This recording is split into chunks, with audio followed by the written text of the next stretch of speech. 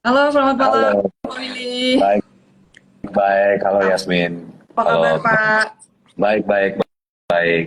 Iya, udah Gimana lama nih ya kabarnya? kita nggak live bareng ya. Terakhir kapan ya waktu itu ya? Kayaknya ada beberapa bulan lalu deh, lebih dari 3 bulan lalu kayaknya ya. Oke, udah lumayan ya. Udah lumayan. Makanya nih, karena mumpung marketnya lagi lumayan baik nih ya, Pak. Banyaklah yang bisa kita bahas kali ya untuk hari ini gitu. Kebetulan juga kan Pak Willy juga ada baru ngeluarin report, terus kita mau, mungkin teman-teman juga udah lama nih nggak pernah sharing-sharing, nanya-nanya sama Pak Willy. Ya, Oke, itu udah ada yang nyapa nih semua nih dari viewers. Oke, Pak Willy jadi gimana? Lagi sibuk nggak Pak? ya lumayan lah standar biasa. Pantau market, lihat-lihat companies, Oke, perusahaan-perusahaan. Oke, mungkin kita langsung aja kali ya, karena biar nih teman-teman udah mulai ada yang nanya nih, emiten-emiten. Oke teman-teman, sebelum kita nanya emiten-emiten ya, mungkin kita mau bahas dulu nih sama Pak Willy. Ini kan kita lihat juga kan Pak, sekarang IHSG juga udah bullish ya. Terus juga Banks juga tampaknya udah mulai kuat nih Pak nih. Terutama tadi BBRI juga kan menguatnya udah 3% gitu. Mungkin kita bahas dari sisi makronya dulu ya, mungkin dari makro globalnya. Ini kan di Jumat ini akan ada meetingnya Jackson Hole ya. Ada apa namanya? Ada meeting. Nah, kira-kira gimana nih Pak? Untuk potensi red cut ini masih sesuai dengan narasi yang sebelumnya nggak Pak? Kalau menurut Pak Willy gimana Pak? Mungkin bisa kasih apa namanya insight-insight ya ke teman-teman. Iya, thank you Yasmin. Sebenarnya sih kalau kalau kita lihat ya market selalu antisipatif lah untuk Fed Hmm, itu ya. ya, Seiring juga memang dari sisi inflasi mereka kan udah turun ya, terus ya.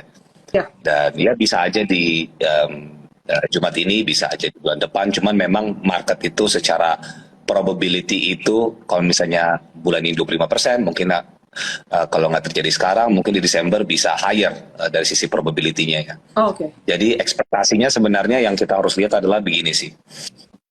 Kalau misalnya Fed rate itu kita lihat dari sisi kapasitas ekonominya memang sudah terbatas ya. Misalnya ya, kan kalau rate cut, kalau ekonominya misalnya kalau pabrik nih underutilized, biasanya ada rongga untuk dia memutar roda ekonomi. Tapi ya, kalau ini sepertinya investor udah melihat gitu. Kalau memang rate cut ini justru bisa dampak flow itu keluar ya. oke, Apalagi kita lihat Jepang juga kan waktu itu suku bunganya meningkat ya, ya, 25 bips. mm-mm. Terus juga kita lihat waktu itu China di downgrade ya, ya Ya, ada news ya, ya, recently ya. ya, Di downgrade karena mereka juga selalu deflasi. Kita lihat juga PMI-nya patchy, kadang 50, terkadang di bawah 50, 49, 48. Ya itu biasanya mode kalau ekonominya masih di tahap contractionary, bukan ekspansif ya. oke, So melihat dari sisi ketidakpastian ini semuanya, sebenarnya negara apa sih yang menarik? Ya emerging market. Menurut saya itu Southeast Asia. ya, Dari Southeast Asia ini atau negara yang menarik Indonesia. Kenapa? Karena kita underperform udah lumayan cukup banyak ya betul. selama 1-2 tahun ini juga. Even kalau kita lihat indeks kita dari sejak Juni atau Juli 2023, kalau kita keluarkan brand aman dan beberapa saham yang naiknya lumayan cukup kencang, mungkin indeks kita itu masih sangatlah rendah, walaupun sekarang sudah menyentuh di level all time high ya, Ya, 7.500 gitu. Paling kalau saya hitung paling sekarang di level 65 gitu, hmm, 66 indeks kita. Which is itu kalau kita compare sebelum COVID 2018-2019, indeks kita nggak mungkin di levelnya di 62 gitu. oh, Sedangkan kan kita lihat pertumbuhan laba itu di 2019 atau 2020 mungkin turun ya, tapi kan 2021 ada economic reopening, 2022 grow kencang ya. Habis itu 2023 masih oke. Tahun ini walaupun memang slow down, rupiah itu juga melemah, cuman berdasarkan hitungan estimasi kami dari agregat laba bersih, tahun ini mungkin masih bisa tumbuh sekitar 6-7%. So sebenarnya oke, nggak ada alasan buat indeks kita itu tidak meningkat ya. ya, Ngelihat dari sisi tactical positioning, lihat dari oh, fundamental, dan politik juga kan ini pemilu udah selesai nih, pemenangnya ya, udah tahu, ya, mungkin sekarang lagi transisi.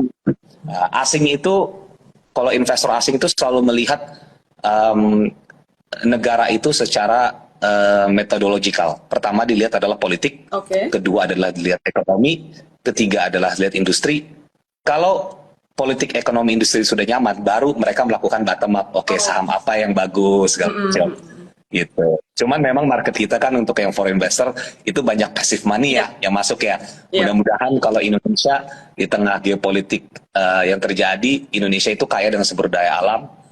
Dan kalau kita bisa menjaga hubungan dengan beberapa negara, selain China juga segala macam, menurut saya Indonesia tentunya dalam posisi yang sangatlah kuat nanti ke depannya ya. Amin, amin. Mudah-mudahan indeks target kita Mudah-mudahan. 7.700 tercapai ya. 7.700 ya Pak berarti ya untuk targetnya. Ya, mudah-mudahan ya Pak ya. Amin. Oke. Amin, amin. Oke. Ya, udah. It's about time lah market kita, it's about time. Iya, Sudah iya. waktu. Kita tunggu Kayaknya ya, sinyalnya Pak. juga Coba ya. sudah mulai banyak. Saya juga ada rencana mau berapa ketemu emiten. Kayaknya banyak yang mau ketemu akhir-akhir ini karena kalau saya lihat bukan cuma Indonesia, di dunia memang perusahaan-perusahaan itu banyak istilahnya tuh saya bilang tuh balance sheet ya, itu males. Capex males, apalagi kalau lu udah kontrol supply chain, free cash flow bagus, akhirnya main dividen gitu. Yeah. Nah, mudah-mudahan kalau bisa capex cycle dengan ada confidence, otomatis kan pekerjaan semakin banyak, lower middle income-nya itu naik taraf hidupnya, yang pengangguran akhirnya jadi kerja, sehingga consumption itu akan meningkat, loan itu juga akan bagus, perputaran roda ekonomi akan oke. Nah, itu semuanya matriks-matriks yang perlu diperhatikan tentunya. Karena mau gimana pun kalau kita dalam jangka panjang, indeks itu pasti korelasi dengan fundamental. Iya, gitu. pasti. Oke. Korelasi dengan growth dari sisi omset, dari sisi laba bersih, and so on. Ya. Oke. Itu semua terkolerasi ya. Oke. Pak, kalau gitu mungkin aku mau nanya, ini udah banyak yang nanya, tapi teman-teman kita coba tanya dulu ya, terkait, berarti kalau misalnya kemungkinan untuk cut rate ini ada sebelum election US atau setelahnya Pak, kalau misalnya dari Pak Willy? Saya sih belum ada kepastian untuk mengukur itu ya.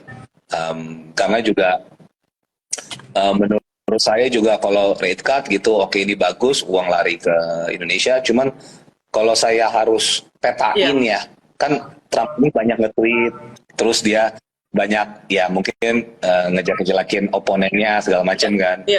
Terus dia juga banyak rencana-rencana yang akan dilakukan gitu. Nah itu saya susah untuk memetakan kira-kira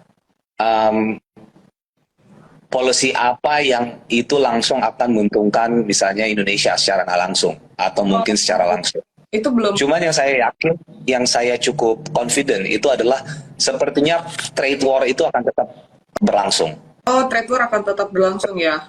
Trade war itu, protectionism, deglobalization itu tetap akan prolong. Dan sebenarnya dari Biden juga udah banyak gitu polisi-polisi dia yang kayak bikin infrastructure build out, fokus ke infrastruktur di lokalnya gitu ya kan. Bahkan dia juga bikin yang apa namanya, Inflation Reduction Act yang kalau mobilnya itu spare partnya dari lokal mereka dikasih atau dari partner-partner free trade agreement mereka dikasih subsidi gitu. Jadi sebenarnya polisi-polisinya baik itu dari Trump dari Biden sudah mengarah ke protectionism gitu. Jadi kalau misalnya Trump ini protectionism dan apa untungnya buat Indonesia, yang saya lihat adalah sepertinya ini momentum kita untuk mendapatkan FDI. Gitu. Apalagi kita lihat mungkin China selama ini kan kenyang nih, market US gede banget ya.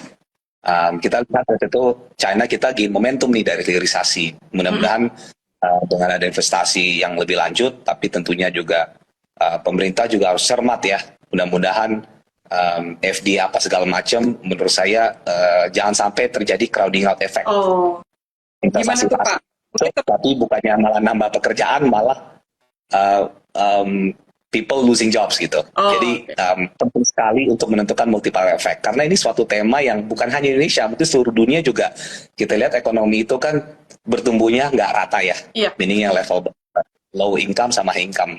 Nah ini make sure pemerataan itu terjadi. Dan saya lihat dari spiritnya Pak Prabowo itu yang tanggung reteng, bagi-bagi makan, email segala macam. Make sure local supply first. Itu salah satu part supaya ekonomi kita itu bisa spinning itu dari level bawah dan itu akan lari ke atas gitu. Dan itu penting sekali menurut saya, hal-hal krusial yang harus dilakukan ya.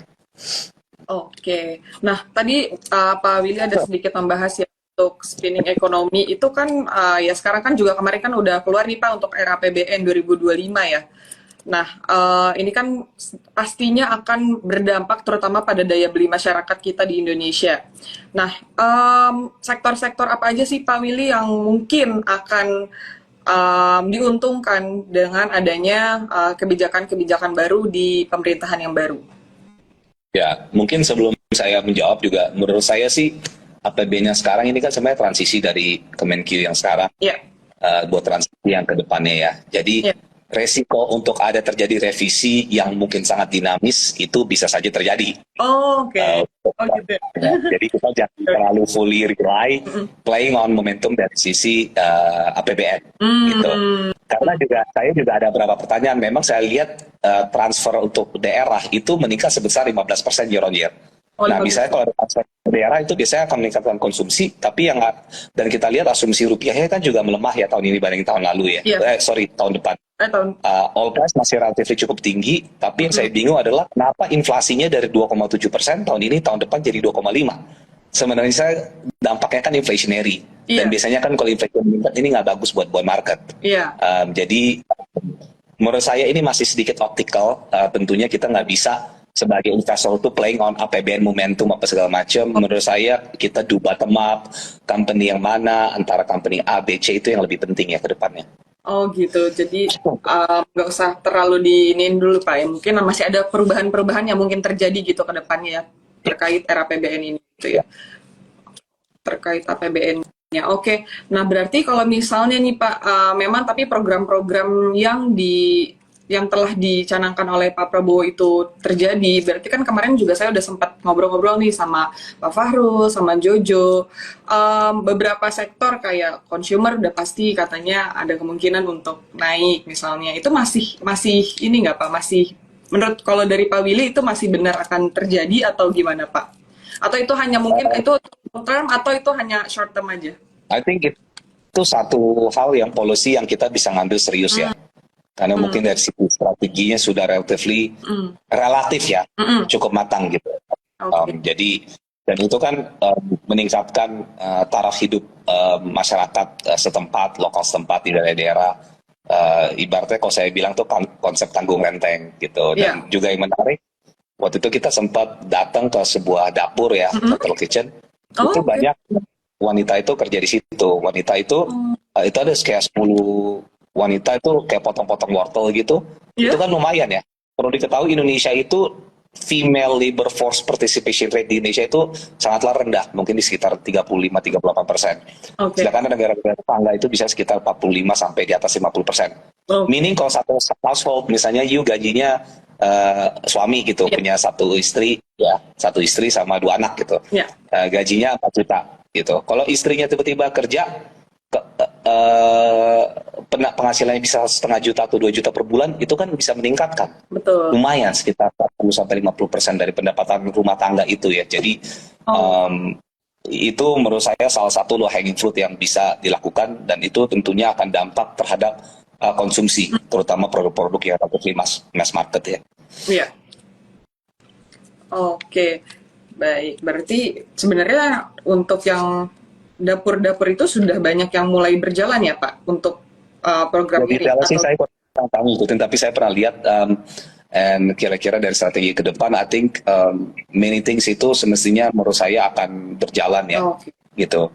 Ya. Cuman kalau namanya di market di ekonomi, ya menurut saya jangan kita terlalu fokus itu.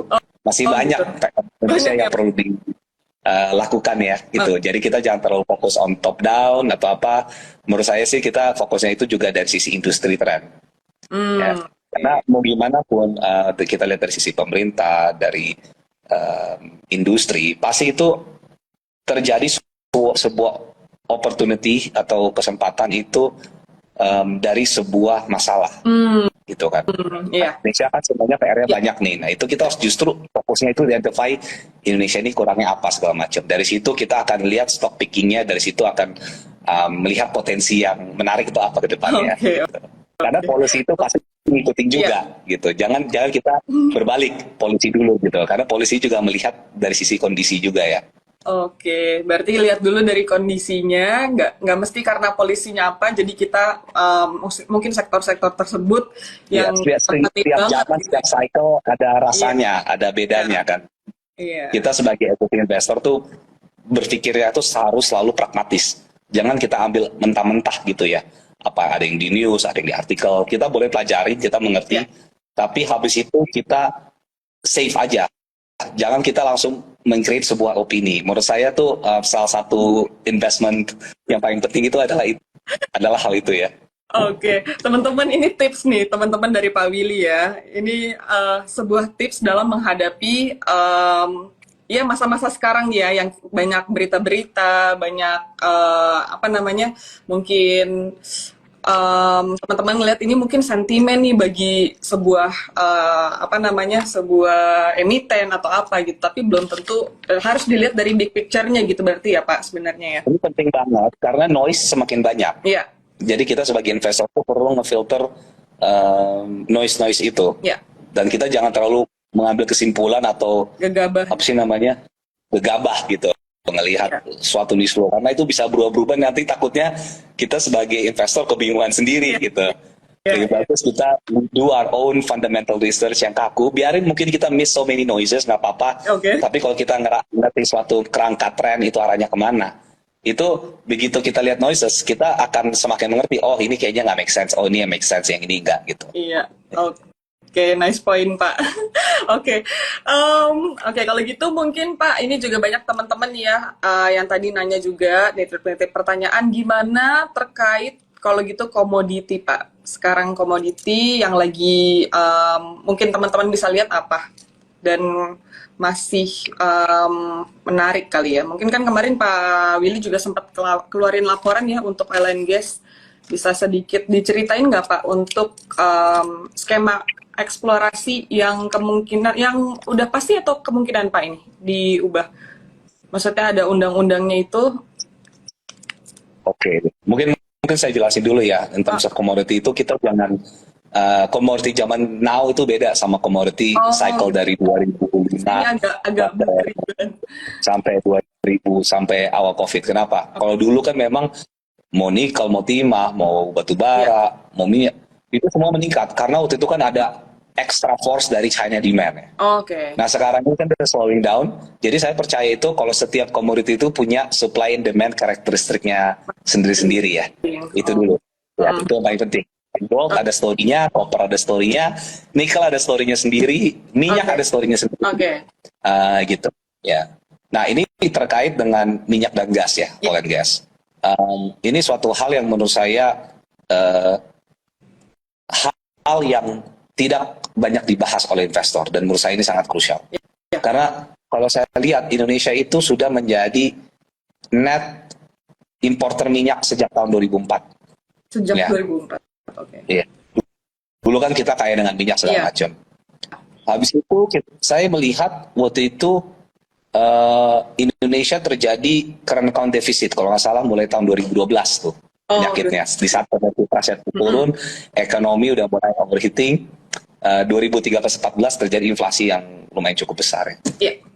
Itu di situ tuh budget fiskal untuk subsidi BBM itu bisa gila-gilaan. Baik. Terutama di tahun 2013 sampai 2014. Oil price waktu itu 2011 sampai 2014 itu sekitar $100 per barrel Oh, ya. Gitu. oke. Nah, itu investasi minyak dan gas total itu eksplorasi development sama produksi digabung 2011 ke 2014 itu pertumbuhannya sekitar 15% compounded annual growth rate. Oke, Kencang banget. 15%. Waktu itu ada urgency. Terus tahun 2015 sampai tahun 2021 kalau kita ingat oil price rendah terus $50, $60 lama terus gitu. Average-nya Iya. mungkin dari 2015 ke 2021 sekitar $63. Dan itu subsidi BBM-nya kecil sekali. Rupiahnya juga lebih kuat dibandingkan sekarang. Sekarang apa yang terjadi? 2022-2023, subsidi BBM itu sekitar ratusan triliun. Tahun ini tetap besar. Tahun depan mau lagi tetap besar. Iya. So urgent. Nah, PR kita apa yang kita lihat? Nah, dari tahun 2000, sorry saya agak lupa ya, 2013 ke 2023, Iya. kita lihat produksi minyak dan produksi gas kita. Nah, produksi minyak dan gas kita secara pertumbuhan dibandingkan top 10 or top 15 countries global, dan kita bandingkan terhadap global production gas dan minyak, itu tuh kita turun, underperform. Productionnya turun. Dulu mungkin kita kenyang, 2017 onwards karena hilirisasi. Tapi kita lupa hal ini tuh menurut saya sangatlah urgent. Iya. Karena Penyebabnya apa, Pak? apalagi sekarang ini Indonesia udah menyentuh current account deficit lagi nih. Waktu zaman COVID, economic recovery kita dapat surplus kan. Ini menjadi tema yang menurut saya akan bunyi lagi, dan ini menurut saya akan penting sekali. Nah, ini story temanya dulu. Nah, sebenarnya apa yang terjadi sekarang ini selama 3 tahun, 2017, waktu itu sebelum tahun 2017 banyak oil and gas kontraktor ngerongrong minta kalau bisa jangan cost recovery, kalau bisa equity split, gross split. Ini agak teknis lah. Iya. Mungkin nanti bisa Google. Tapi 2017 akhirnya pemerintah mengeluarkan ya udah sekarang diganti dari cost recovery itu jadi gross split. Nah di 2020 itu sekarang dikasih flexibility. Lo mau cost recovery, lo mau gross split, ya. Dan di tahun 2022 dan 2023 itu ada regulasi baru yang memproteksi hukum dan memudahkan land clearing dan men-streamline licensing itu jauh lebih mudah buat mereka. Dan setahu saya itu akhir-akhir ini juga baru bulan ini tuh ada news juga itu kalau sekarang itu detail dari oil and gas splitnya apa segala macam itu akan dikasih ya detailnya. Menurut saya market kita untuk bergerak kita butuh industri yang besar, yang bergerak gitu. Kalau kita lihat negara seperti Guyana ya, Guyana itu tuh ngasih insentif ke Exxon Mobil, dan waktu itu Exxon Mobil tahun 2015 itu ketemu discovery yang besar sekali oil gasnya. Itu dikasih insentif gila-gilaan lah dari sisi equity split apa, nggak bayar pajak, income tax, pokoknya dikasih. Itu Guyana itu di tahun 2019 itu GDP per kapita itu hanya $6.000. Di tahun 2023 itu menjadi $20.000 hanya dalam waktu 4 years. Ya tentunya ya itu suatu case tadi yang nggak bisa direplicate lah karena Indonesia itu penduduknya dikit, Indonesia 280 juta. Tapi perlu tahu Indonesia itu ada Andaman 2, itu one of the largest gas discovery in the world. Ada North, saya lupa North apa namanya, North Project atau apa, itu one of the largest gas discovery in the world juga. Jadi sebenarnya gas kita potensi itu besar, dan ada sekitar 68 basin itu yang belum dipegang, belum di-tap. Masih banyak potensi. Dan itu katanya saya dengar potensi juga besar. Jadi ini kan sebenarnya kalau kita lihat oil and gas industri juga itu banyak yang gaji gede-gede atau apa, mungkin expat datang, apa hiring, itu akan create menurut saya multiplier effect ekonomi. Mungkin nanti properti akan meningkat, ya kan? Kafe, apa segala macam. Jadi kita penting untuk kayak gitu supaya people get jobs. Dan juga ini akan, fiskalnya juga bagus karena dulu oil and gas tax kalau nggak salah 2012-13 itu sekitar 17-18% kalau nggak salah. Sekarang itu tinggal 3-4% dari tax revenue. Kecil sekali. Iya. Jadi itu yang menurut saya yang hal-hal yang juga harus dicermati, dan tentunya dari siklus ini ya saham-saham yang berhubungan dengan drilling services atau apa menurut saya akan diuntungkan ke depannya. Ya, berarti yang oil and gas support itu bisa diuntungkan ke depannya ya Pak dengan skema yang baru gitu. Ini fleksibilitas skemanya berarti bisa milih ya Pak, bisa pakai yang gross split tadi atau yang cost recovery gitu. Ya, pokoknya yang masuk sama kontraktornya apa ya, karena kita memang butuh asing untuk ngerjain juga. Iya, berarti masih banyak ya Pak potensi yang di oil and gas ini sebenarnya yang bisa digarap ya. Kalau misalnya dari Pak Willy sendiri, kemarin kan juga di report itu dibahas ya, itu yang kemungkinan itu akan ya lumayan terpengaruh adalah Wintermar dan Elsa ya, sama Medco ya Pak. Wintermar sama Nusa ya. Ya, Nusa ya, oke. Berarti, nah kalau tadi, kita lihat kan sebenarnya gini, oil and gas itu kalau kayak Pegas, kayak Medco, sahamnya udah naik lumayan cukup kencang. Yang big caps-nya. Ya, jadi ya kita mau main di big caps juga mungkin sulit. Tapi kan sebenarnya banyak oil and gas support Iya. yang berhubungan nih sama minyak itu dan gas. Itu baik di onshore, baik itu di offshore. Oh, Misalnya kita lihat Logindo gitu, mereka juga dapat kontrak lumayan. oke. Wintermar, yang mungkin juga udah bisa baca report-report kita. Nusa juga second Q-nya bagus banget, ya kan dia banyak project dari Pertamina. Saya cek juga 2024 dari oil and gas activities itu mungkin sekitar 50% itu dari Pertamina, besar sekali. Oh, oke. Ya, terus ada Lima- saham-saham yang ini maksudnya jangan lihat sahamnya ya, ini maksudnya kayak ini kita just a reference aja untuk understand. Even saham kayak Suni gitu kan, itu Iya. sahnya bagus banget. Itu ternyata dia banyak project dari Pertamina, dari El Nusa gitu, dan masih banyak saham lagi ya. Jadi yang smoke perhubungan oil and gas ini menurut saya bisa dieksplor ke depannya. Oke. Karena ini suatu siklus yang baru mulai nih, bukan Iya, iya. siklus yang yang saya berikan ini suatu kisi-kisi yang siklusnya baru mulai, bukan Iya, yang berat ya, gitu. Oke, oke. Ini teman-teman mohon di notes ya teman-teman. Ini Pak Willy udah kasih kisi-kisi nih untuk oil and gas. Ini kedepannya potensinya menurut Pak Willy akan sangat-sangat bagus. Masih banyak yang bisa dilakukan ya, terutama dengan adanya peraturan-peraturan baru yang akan benefitable buat para ini ya Pak, para apa ya sebutannya kontraktornya ya apa sih Pak sebutannya untuk ya Oil and gas support ya, services lah, ya, baik itu support, baik itu service, itu kegiatannya macam-macam ya, ya, gitu. ya. Karena oil and gas itu lebih kompleks dibandingkan kalau you just ada kontraktor, itu ada alat berat, gali Oh, gali-gali, iya. market encourage point, ya jual, gitu. Jadi ini lebih lumayan cukup lebih kompleks ya. Oke, Pak, bahas terkait call nih, Pak. Gimana sih, Pak, untuk royalti dari call? Beberapa hari ini kan saham Bumi ini sempat naik ya, cukup kenceng juga untuk kenaikannya. Ini ada perubahan apa dan kenapa untuk saham-saham call lain itu tidak terlalu berpengaruh? Oke. Kalau saya sih, maksudnya saya belum lihat ada news ada perubahan royalty tax atau gimana ya Oke. untuk saat ini. Mm-mm. Akan tetapi, kalau kita lihat royalty tax itu kan potong dari revenue ya. Oke. Ya. Itu mereka tidak membedakan antara CV atau calorific value batubara yang rendah atau yang mid atau yang tinggi.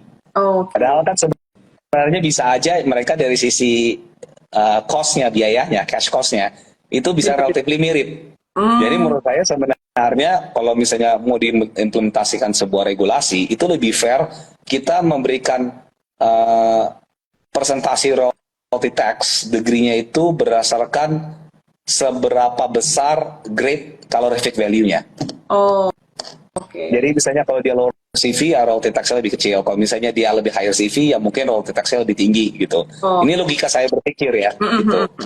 Nah, Bumi ini kan kayaknya CV-nya agak lumayan cukup rendah ya. Jadi kalau berdasarkan logika saya, bisa aja gitu market speculate ke situ. Tapi saya juga masih kurang tahu. Saya ngomongnya dari logika fundamental ya. Oke, oke, oke. Baik. Oke, Pak. Mungkin kalau misalnya dari komoditi lain, ada lagi nggak, Pak, yang mungkin masih bisa banyak potensi mungkin untuk sampai akhir tahun ini kali ya kita lihatnya. Saya sih personally masih suka gold ya. Oh, gold. Tapi ini mungkin bukan sampai akhir tahun atau apa. Ini lebih just my view aja ya, untuk long run-nya. Ya. Oke. Ini ada yang tanya terkait cukai rokok. Ada berita kan Pak kemarin untuk cukai rokok itu ada kemungkinan akan lebih rendah ya di tahun depan karena adanya cukai makanan dan minuman yang akan diberlakukan di tahun 2025 ya Pak. Nah menurut Bapak gimana nih Pak? Ya saya nggak mau spekulasi dulu ya kira-kira kebijakannya bagaimana, karena kalau kita lihat satu dekade ini memang cukai rokok naiknya udah cukup gila-gilaan dan itu justru nggak bagus buat fiskal, dan justru itu gap antara rokok tier 2 bahkan rokok ilegal itu meningkat. Rokok ilegal itu porsinya besar sekali sekarang terhadap industri, dan itu kan nggak bayar cukai. Jadi itu suatu menurut saya kebijakan yang perlu dicermati ya. Jadi kalau misalnya extra tax-nya itu lebih sedikit melempem, itu menurut saya oke. Karena kalau logika saya sih sebenarnya dari rokok itu sebenarnya yang kan kita butuh kerjaan nih. Iya. Ini suatu narasi yang kita harus stick to our mind. Sebenarnya dari rokok ini industri layer mana sih yang kerjanya banyak? Ya itu adalah secret kretek tangan. Oh, oke. Jadi saya kayak Samsung, kayak apa. Nah itu kan you need labor di situ ya. Kalau itu bisa di-push industrinya, ya mungkin rokok nggak sehat. Tapi paling nggak dapat kerjaan. Dan itu banyak yang yang ngerjain kan wanita ya. Nah Iya. itu daripada dia di rumah, dia dapat extra income, household income bisa naik drastis. Kalau kita cuma realize sama suaminya, suami UMR naiknya berapa sih sejak 2015? Single Iya. digit kan. Tapi kalau istri bisa kerja atau apa, lebih flexible hours itu akan meningkat. Balik lagi, female labor participation rate kalau bisa di-improve itu menurut saya suatu level hanging fruit buat Indonesia ya. Oh, oke. Jadi balik lagi mengenai kebijakan, spekulasi pasti terjadi karena gudang garam, HMSW turunnya udah dalam banget Iya, kan. iya. Pak. Nggak tahu tuh 2-3 tahun ini turunnya udah berapa ya, belum cek. Tapi kan akhirnya spekulasi excess tax-nya ternyata nggak double digit kenaikannya, ya ada spekulasi naik. Tapi spirit dari saya lihat ini sebenarnya kebijakannya itu perlu dicermati lebih teliti lagi ke depannya ya. Oh, Bagaimana supaya people get jobs, fiskal pemerintah juga butuh pajak kan, Iya. fiskal juga terjaga. oh, oke, Iya. oke. Oke, Pak. Kalau misalnya mungkin saya mau nanya lagi deh Pak, terkait potensi, berarti ini kan kita second half ya, ini tinggal berapa bulan lagi nih? Tinggal 4 bulan lagi nih Pak. Berarti kira-kira apa sih yang harus diantisipasi oleh para investor ya, teman-teman di sini, mungkin teman-teman retail, yang harus diantisipasi selama 4 bulan ke depan ini? Oke, menurut saya sih volatility itu masih akan tetap terjadi ya. Tapi menurut saya news yang positif adalah indeks kita selama ini kan lama di 6.800, 6.900, 7.000 ya. Nah sekarang itu dari level 74, 75 gitu. Iya. Nah ini menurut saya sebenarnya secara logika berpikir dengan sudah ada transisi, apalagi kan biasanya setiap 10 tahun pergantian presiden itu market re-rate. Oke. Ya. Karena waiting for a new hope on the new government gitu ya. Jadi ada semacam re-rating dan earnings juga harus dipricing yang tahun ini. Tahun ini kan tetap naik ya. Iya. Generally ya, walaupun memang nggak sekencang misalnya kayak banks yang selama 3 tahun enjoy super cycle growth gitu.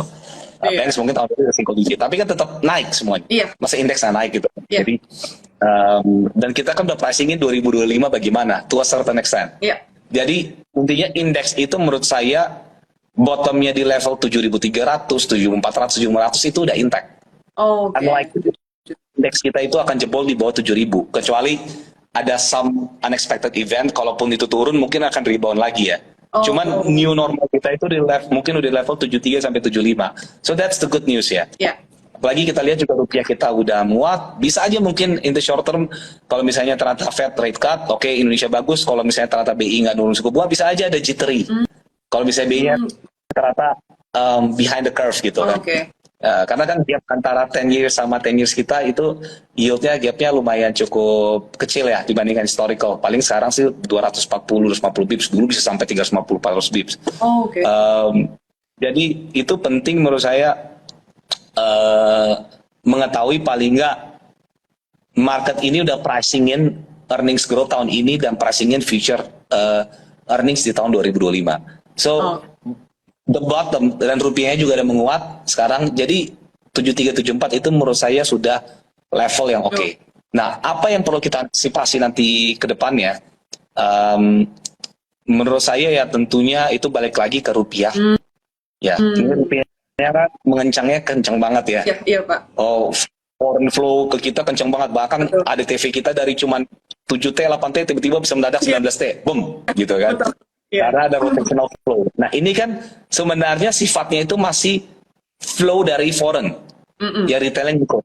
Ini belum sampai yang sticky, ya kan, gitu. Tapi yang sticky-nya menurut saya indeks kita semestinya di level sini sudah sticky karena udah pricing in the future.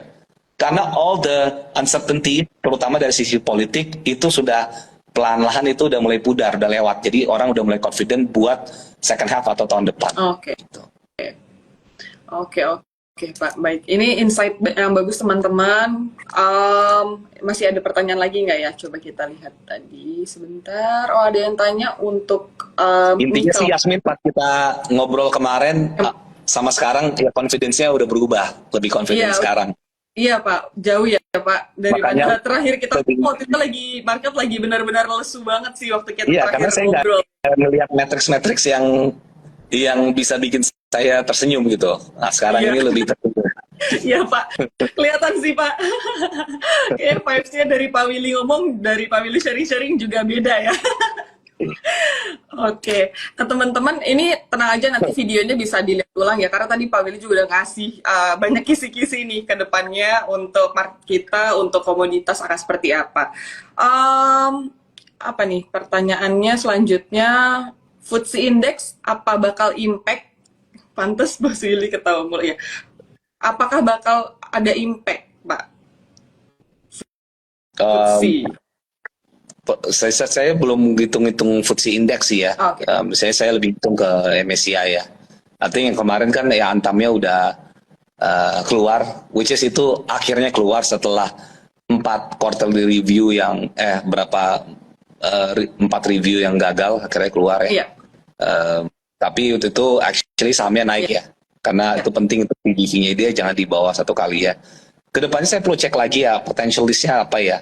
Karena waktu itu kayaknya lumayan cukup banyak tuh yang free float market cap-nya itu di level 1,1 billion dollars ya. Tapi saya mesti cek lagi sih. Udah agak lama nggak cek. Oke, baik. Ini sebenarnya banyak yang masih mau tanya-tanya nih Pak Willy. Pak Willy ada mau bahas apa Pak kira-kira? Kalau nikel gimana Pak? Ini teman ada yang tanya nih Pak. Ya nikel dari sisi kondisi globalnya ya ke kondisinya masih oversupply ya. Oke. Project under pipeline kan masih terjadi ya. Kalau misalnya project ke depannya itu mungkin ada sedikit terganggu atau apa, itu mungkin akan mengganggu supply dan itu akan positif buat nickel price. Tapi perlu diketahui sekarang kan nickel itu mungkin di level 15, 16 ribu, 17. Sebenarnya udah lumayan cukup level yang comfortable. Oke. Karena terlalu tinggi juga kan, ya ini buat stainless steel nggak bagus, buat nanti baterai-baterai mobil nggak bagus ya kan. Jadi sebenarnya kalau terlalu rendah juga yang produsernya juga nggak senang. Jadi kayak 16-17 ini menurut saya udah level yang lumayan cukup kondusif. Jadi harus lihat itu sisi produksi.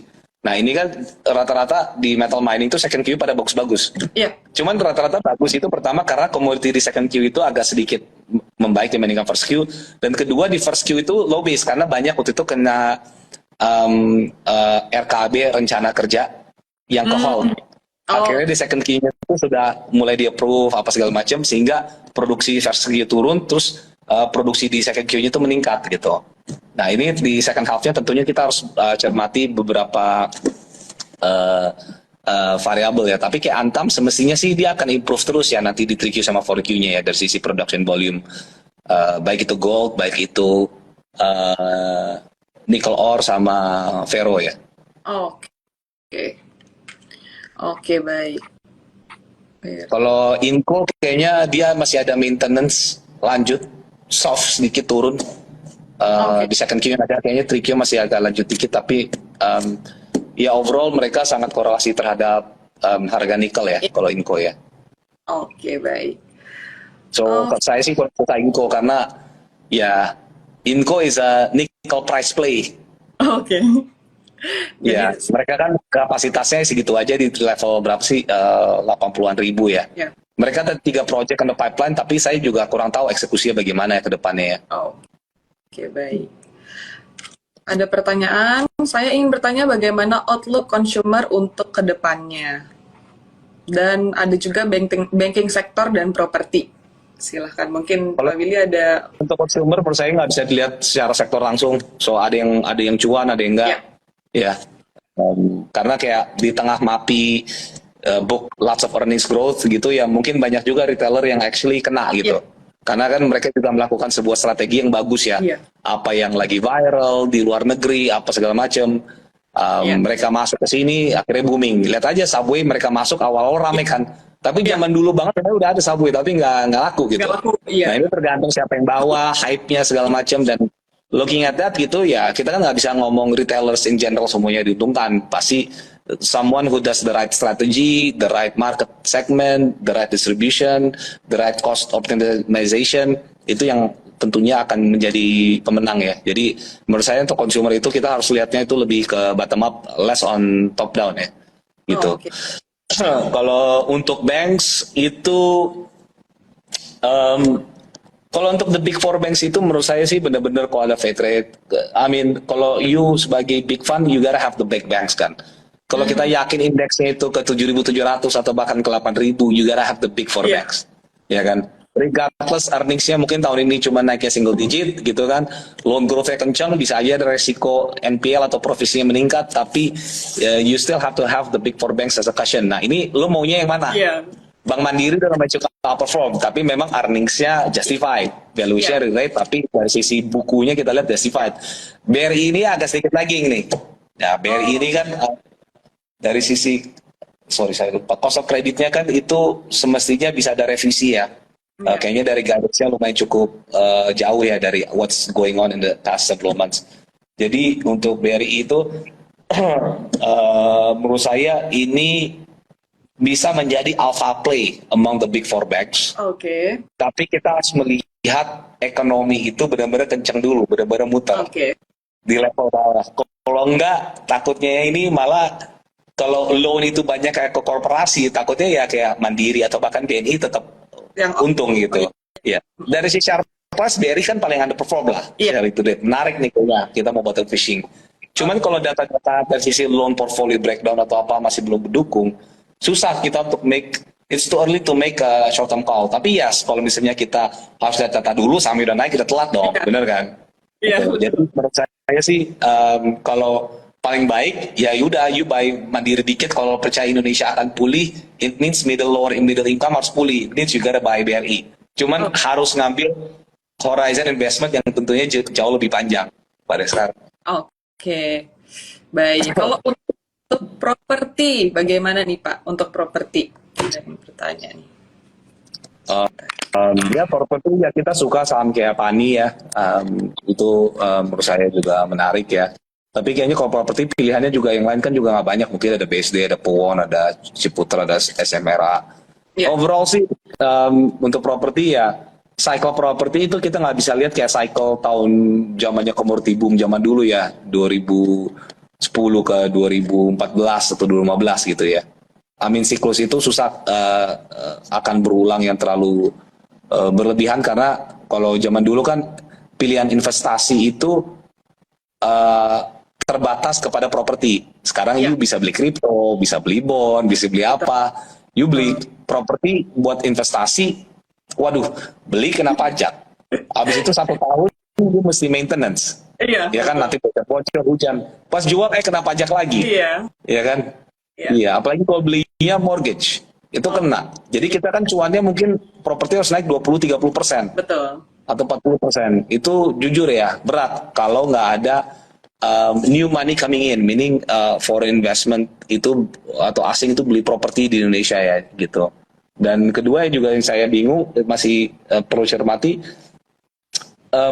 menurut saya kalau kita mau inflationary di sisi properti, infrastructure capacity-nya juga harus seiring bertumbuh gitu. Karena takutnya properti mahal, kita nggak bisa beli properti ya gitu. Ya, betul, Ya kan? Pak. Ya walaupun memang tiket size-nya diatur lah, mungkin di 5 miliar ke atas atau apa segala macam. Jadi kita menurut saya balik lagi ke regulasi dari polusi. Kita harus make sure itu yang beli apa tidak terjadi crowding out effect. Jangan sampai yang masyarakat Indonesia itu tidak bisa beli gitu. Iya. Menjadi penonton di rumah sendiri. Ya, itu menurut saya yang paling penting gitu. Tapi kalau misalnya daerahnya itu sudah eksklusif, memang banyak asing di situ, apa segala macam, kita mau ngomong zona yang lebih spesial, ya itu bisa aja, silakan. It's good for the economy, good for fiskal atau apa gitu. Oke, baik. Ini udah terjawab ya teman-teman. Ini benar-benar sangat informatif nih dari Pak Willy. Oke, sekarang ada yang tanya lagi nih Pak. Syariah Bank apakah bisa menjadi alpha juga? Earningsnya numbersnya bagus, Bris.